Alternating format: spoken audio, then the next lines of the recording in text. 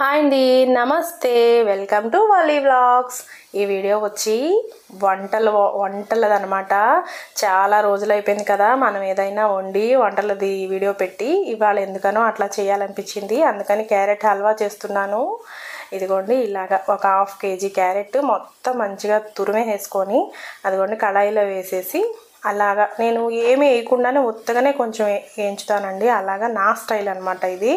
1/2 kg carrot, 1/2 kg క్యారెట్కి వచ్చి నేను litre పాలు పోసేస్తానండి.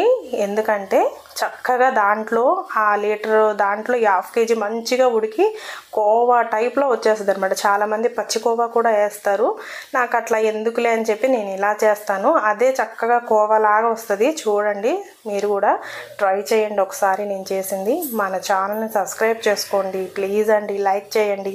ముందు చాలామంది చూస్తున్నారు కానీ లైక్ చేయట్లేదు. ఇదిగోండి, ఇట్లా షుగర్ కూడా వేసుకోండి. షుగర్ కూడా ఎక్కువేం పట్టదండి, ఒక 150 గ్రాములు మించి పట్టదు, 150 గ్రామ్స్ అనమాట. ఇక కొంచెం జీడిపప్పు మన చాయిస్, ఎలా కావాలంటే అలాగా.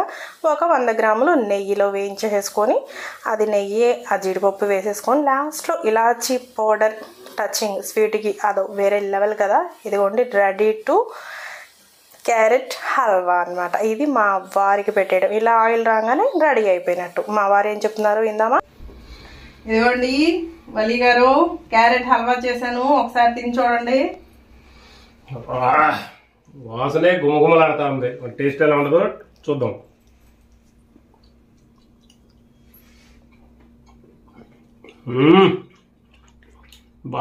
అమృతం లెక్క ఉంది వాజిబీ. ఏం చేసావు దాంట్లో జీడిపప్పు కాంబినేషన్, ఎరగ వేసింది.